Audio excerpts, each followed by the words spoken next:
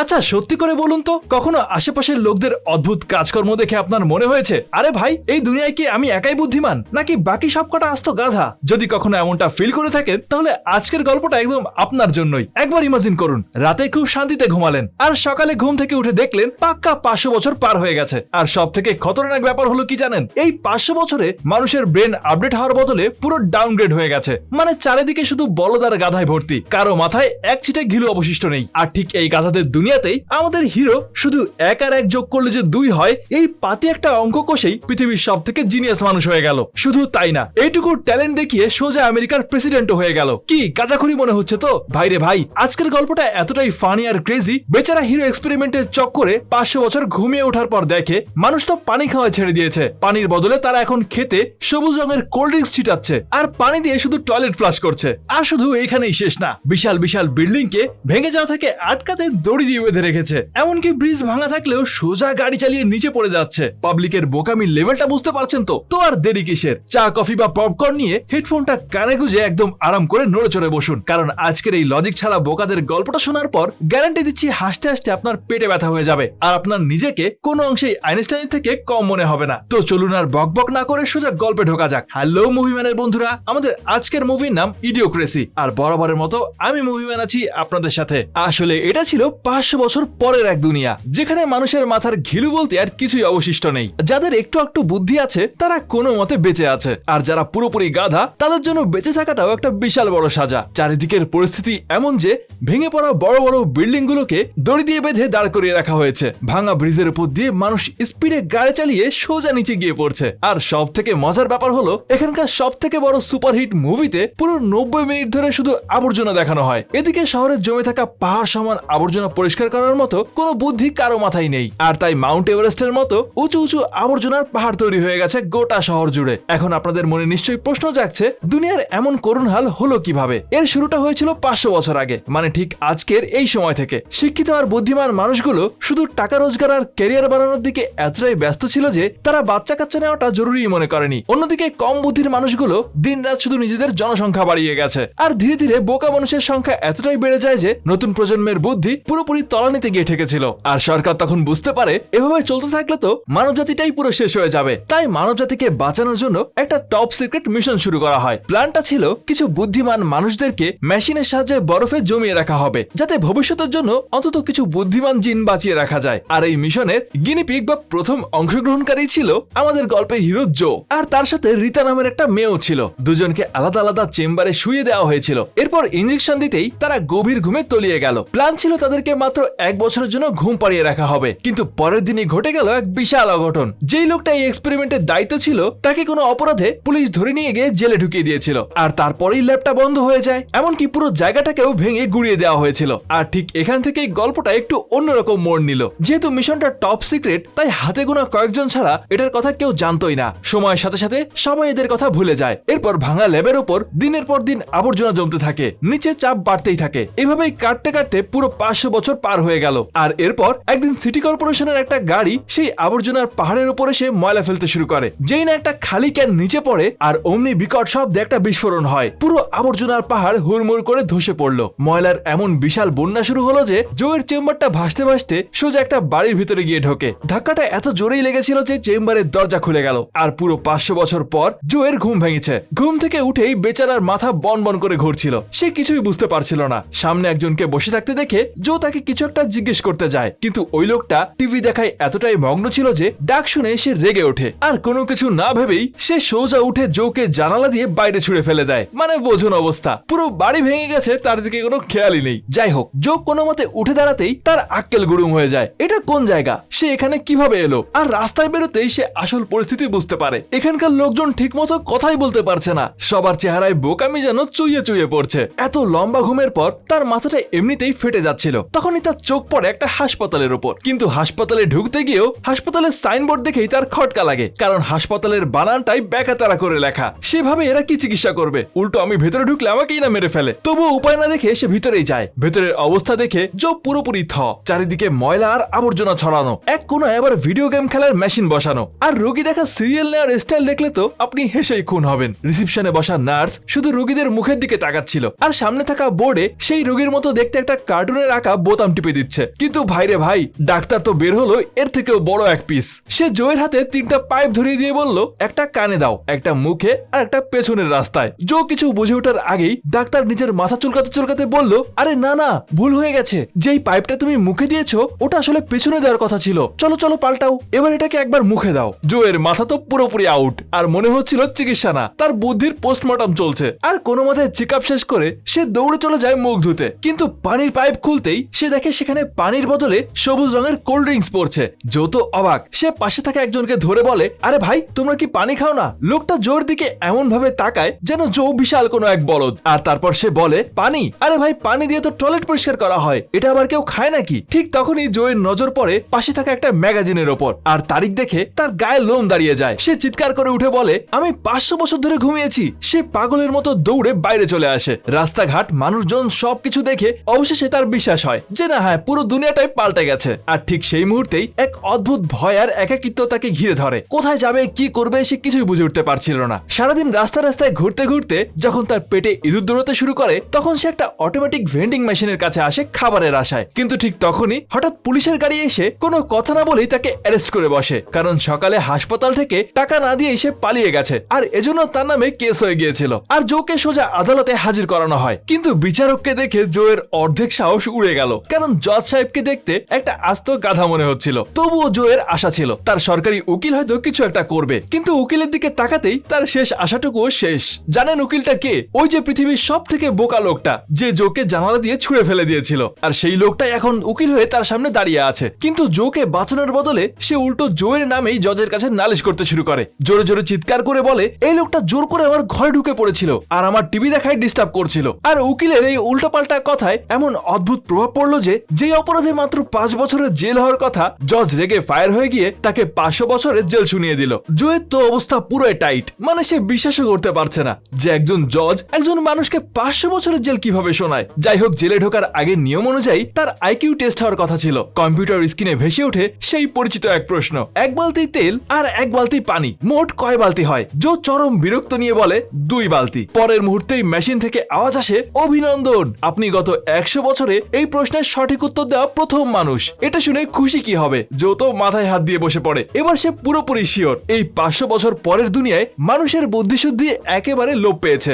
আর সে কিছু না করেই এই পৃথিবীর সব থেকে বুদ্ধিমান মানুষ হয়ে গেছে। জেলে ঢোকার ঠিক আগেই জোয়ের মাথায় একটা বুদ্ধি আসে। সে ভাবে, একবার ভাগ্য পরীক্ষা করেই দেখি না। সে চরম কনফিডেন্স নিয়ে জেলারের কাছে গিয়ে বলল, ভাই তোমাদের মনে হচ্ছে কোনো একটা ভুল হচ্ছে, আজকে তো আমার জেলের ভেতর ঢোকার কথা না, বাইরে যাওয়ার কথা। মজার ব্যাপার হলো জেলার একটুও সন্দেহ করে না, উল্টো জোয়ের মাথায় হাত বুলিয়ে আদর করে বলে, আরে আমার ছোট্ট বোকা, বাইরে যাওয়ার রাস্তা তো ওইদিকে, যাও যাও, বেরিয়ে যাও। এই বলে সে নিজেই জোয়ের হাত কড়া খুলে দেয়। সুযোগ পেয়ে জো সেখান থেকে দৌড়ে বাইরে বেরিয়ে আসে। দৌড়াতে দৌড়াতে তার চোখ পড়ে পুরনো একটা চেম্বারের ওপর, আর দৌড়ে সে সোজা চলে যায় সেই ঘরে যেখানে তার সেই পুরনো চেম্বারটা ছিল, যেটাতে সে 500 বছর ঘুমিয়েছিল। যখন সে ভাবে এই পাগলের দুনিয়া থেকে পালানোর এটাই একটা রাস্তা, সে আবারও সোজা ওই উকিল যার নাম আড়াই তার ঘরে ঢুকে যায়। আড়াই তাকে দেখে চিৎকার করতেই যাচ্ছিল, কিন্তু জো তাকে কড়া একটা ধমক দিয়ে বলে, চুপচাপ আমার কথা শোন, তা না হলে তোকে এখানেই মেরে ফেলবো। আর ভয়ে আমাদের উকিল সাহেব পুরো স্ট্যাচু হয়ে যায়। জো ভাবে যদি সাল 2705 হয়ে থাকে তাহলে নিশ্চয় এতদিনে টাইম মেশিন আবিষ্কার হয়ে গেছে, আর ফেরার তো একটা মাত্রই রাস্তা। সে তখন আড়াইকে টাইম মেশিনের ব্যাপারে জিজ্ঞেস করে, আর তার ধারণা ঠিকই ছিল, এই বোকাদের দুনিয়াতেও কোনোভাবে একটা টাইম মেশিন বানানো হয়েছিল। আর এটা শুনে জোয়ের ধরে যেন প্রাণ ফিরে আসে। যাক, কোনো মতে সে এই টর্চার থেকে তো বাঁচতে পারবে। সে সঙ্গে সঙ্গে আড়াইকে বলে তাকে ওই টাইম মেশিন পর্যন্ত নিয়ে যেতে। কিন্তু এদিকে রাস্তায় যাওয়ার সময় তার সাথে দেখা হয়ে যায় রিতার। রিতাও কেবলমাত্র ঘুম ভেঙে উঠেছে, তার কাছেও পরিস্থিতি সমান অদ্ভুত লাগছিল। জো বেশি কিছু না বুঝিয়ে তাকে সাথে নিয়ে নেয়। এরপর এই 3 জন মিলে চলে টাইম মেশিনের খোঁজে। ভাঙাচোরা রাস্তা, উঁচু উঁচু পাহাড়, আর চারিদিকে ছড়ানো ময়লার স্তূপ, সবকিছু পেরিয়ে তারা যখন লক্ষ্যের একদম কাছাকাছি তখন একটা ছোট্ট ভুল হয়ে যায়। তারা ঠিক সময় মেট্রো ট্রেন ধরতে পারে না, আর যায় কোথায়। পুলিশ আবারও জোকে ধরে ফেলে, আর জো ভাবে এবার মনে হয় তাকে সোজা জেলেই পৌঁছতে হবে। কিন্তু গল্প আবারও মোড় নেয়। পুলিশ তাকে জেলে না, সোজা নিয়ে যায় হোয়াইট হাউসে। আসলে জেলে দেওয়া সেই আইকিউ টেস্টের ফলাফল খুব মারাত্মক হয়েছিল। জো এখন অফিসিয়ালি দুনিয়ার সব থেকে বুদ্ধিমান মানুষ। তার এই বুদ্ধির চর্চা খোদ প্রেসিডেন্টের কান অব্দি পৌঁছে গিয়েছিল। হোয়াইট হাউসে ঢুকে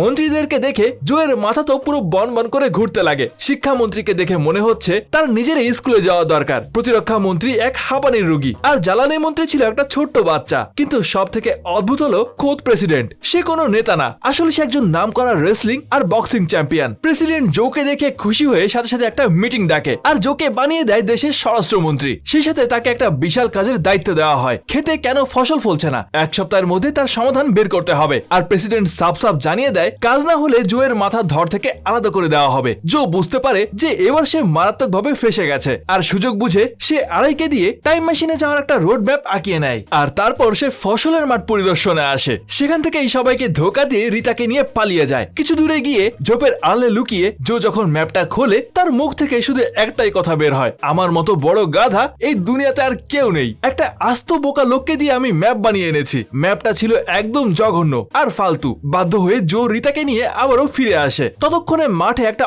অদ্ভুত দৃশ্য দেখে জোয়ের মাথা তো পুরো খারাপ হওয়ার মতো অবস্থা। ভবিষ্যতের এই মানুষগুলো ফসলের ক্ষেতে পানির বদলে সবুজ রঙের কোল্ড ড্রিঙ্কস স্প্রে করছে। আর এটা দেখেই জো বুঝতে পারে আসল গন্ডগোলটা কোথায়। ফসলের মাঠে পানি না দিয়ে কোল্ড ড্রিঙ্কস দিলে ফসল তো দূরের কথা, একটা ঘাসও গজাবে না। আর অবস্থা এতটাই খারাপ ছিল যে লোকেরা তাদের গাড়িও কোল্ড ড্রিঙ্কস দিয়ে ধুতো, এমনকি গরু ছাগলকেও এটাই খাওয়াতো। আর পানির অবস্থা এমন ছিল যে পানি দিয়ে হয়তো শুধু টয়লেটের কমোডি ফ্লাশ করা হয়। কিন্তু মজার ব্যাপার হলো এতে সাধারণ মানুষের কোনো দোষ ছিল না। আসল খেলাটা খেলছিল একটা লোভী কোল্ড ড্রিঙ্কস কোম্পানি। তারা বেশি লাভের আশায় দেশের সমস্ত পানিতে নিজেদের দখল নিয়ে নিয়েছিল, আর মানুষের মগজ ধোলাই করে বুঝিয়েছিল যে পানি খাওয়া স্বাস্থ্যের জন্য ক্ষতিকর। অবস্থা এতটাই নিচে নেমে গিয়েছিল যে বাচ্চাদেরকে দুধের বোতলেও কোল্ড ড্রিঙ্কস ভরে দেওয়া হতো। জো সবাইকে অনেক বোঝানোর চেষ্টা করে, ভাই ফসলে পানি দরকার, এভাবে ফসল ফলবে না। কিন্তু লোকজন তার কথা শুনে হু হু করে হাসতে লাগলো, কেউ তার কথার কোনো পাত্তাই দেয় না। ঘন্টাখানিক ভাবার পর জো বোঝে এদের সাথে বুদ্ধি খাটিয়ে কোনো লাভ নেই, তাই সে একটা চালাকি করলো। সে সোজা মাঠে গিয়ে সবাইকে বলল, এইমাত্র গাছেরা আমার সাথে কথা বলেছে, ওরা বলছে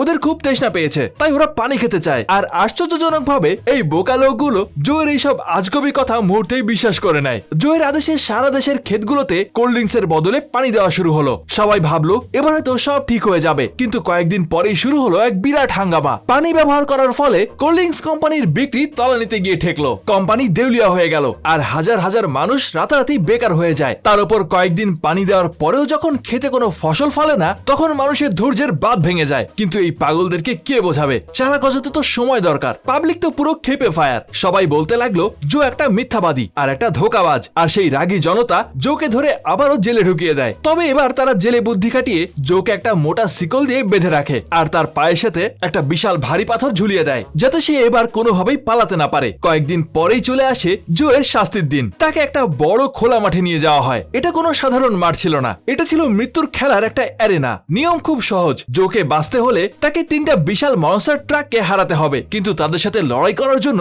জোকে যেই হাতিয়ার দেওয়া হয় সেটা দেখে তো যে কারো হার্ট ফেল হয়ে যাওয়ার কথা। তাকে দেওয়া হয় একটা ভাঙাচোরা ছোট্ট গাড়ি, আর সেই গাড়ির পেছনে তার সেই বিশাল ভারী পাথর। মানে সোজা কথায় তাকে বলির পাঠা বানানো হচ্ছে। মাঠে দুটো খতরনাক ট্রাক গর্জন করছিল, কিন্তু 3 নাম্বার ট্রাকটা তখনও দেখা যাচ্ছিল না, কারণ সেটা এতটাই বড় ছিল যে সেটা মাঠের গেটেই আটকে গিয়েছিল। আর ঢোকার আগেই গেট ভেঙে সেটা সেখানেই শেষ হয়ে যায়। কিন্তু জোকে শেষ করার জন্য ওই বাকি দুটো ট্রাকই যথেষ্ট ছিল। কি মনে হয় জো কি বাঁচবে? খেলা শুরু হতেই জো ভয় না পেয়ে মাথা খাটায়। সে গাড়ির স্পিড বাড়িয়ে পেছনের ভারী পাথরটাকে এমন ভাবে ঘোরায় যে গাড়িটা সোজা ছুটে চলে যায়, আর সে পাথরের সাথে পেছনেই থেকে যায়। অন্যদিকে গাড়িটাকে টার্গেট করে মনস্টার ট্রাক দুটো সরাসরি মুখোমুখি ধাক্কা লাগে। ব্যাস, বিরাট এক বিস্ফোরণ, আর দুটো ট্রাক ওখানেই শেষ। পুরো স্টেডিয়াম একদম নিস্তব্ধ হয়ে যায়। কারো বিশ্বাসই হচ্ছিল না যে জো এখনো বেঁচে আছে। কিন্তু এই শান্তি বেশিক্ষণ থাকে না। হঠাৎ করে তৃতীয় সেই ট্রাকের ধ্বংসস্তূপ থেকে বেরিয়ে আসে সেই ট্রাকের ড্রাইভার, যে কিনা একটা আস্ত জল্লাদ ছিল, আর তার হাতে ছিল একটা বিশাল ফ্লেম থ্রোয়ার। সে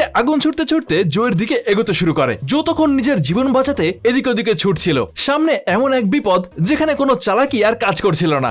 জল্লাদ যখন জোকে প্রায় মেরেই ফেলবে, ঠিক তখনই ঘটলো এক মিরাকেল। হঠাৎ করে মাঠের বড় স্ক্রিনে এমন কিছু একটা ভেসে উঠলো যা দেখে সবার চোখ কপালে। স্ক্রিনে দেখা যাচ্ছিল একটা ছোট্ট সবুজ চারা গাছ মাটি ফুঁড়ে বেরিয়ে আসছে। আসলে রিতা খেয়াল করেছিল যে খেতে বীজগুলো থেকে চারা বের হতে শুরু করেছে। সে সাথে সাথে ক্যামেরাম্যানকে নিয়ে গিয়ে ওই ছোট্ট ছোট্ট চারা গাছের ছবিগুলো পুরো দুনিয়াকে দেখিয়ে দিল। এটা দেখেই পাবলিক বুঝে গেল যে জো কোনো ধোঁকাবাজ নয়, সে সত্যিই ম্যাজিক করেছে। আর মুহূর্তের মধ্যেই জনগণের রাগ গলে পানি হয়ে যায়। আর তখন প্রেসিডেন্ট নিজেই মাঠে লাফিয়ে পড়ে জল্লাদকে এক জোরদার ধাক্কা মেরে দূরে সরিয়ে দেয়। আর এভাবেই জো এর প্রাণটা বেঁচে গেল। প্রেসিডেন্ট সবার সামনে ঘোষণা করলো যে জো এখন পুরোপুরি মুক্ত, আর তার উপর থেকে সব অভিযোগ তুলে নেওয়া হচ্ছে। পুরো স্টেডিয়াম তখন আনন্দে ফেটে পড়েছে। পরের দিন জো, রিতা আর বাকিরা মিলে গেল সেই টাইম মেশিনটা দেখতে, যেটার কথা এতদিন ধরে আড়াই বলছিল। কিন্তু ভাই, টাইম মেশিন দেখে তো জো এর মাথায় হাত। আসলে আড়াই যেটাকে টাইম মেশিন বলছিল সেটা আসলে একটা পুরনো অ্যামিউজমেন্ট পার্কের সাধারণ একটা নাগরদোলা। শুধু রাইডটার নাম দেওয়া হয়েছিল টাইম মেশিন। কোনো মেশিন নেই, কোনো টেকনোলজি নেই। এবার সবার কাছে পরিষ্কার হয়ে গেল যে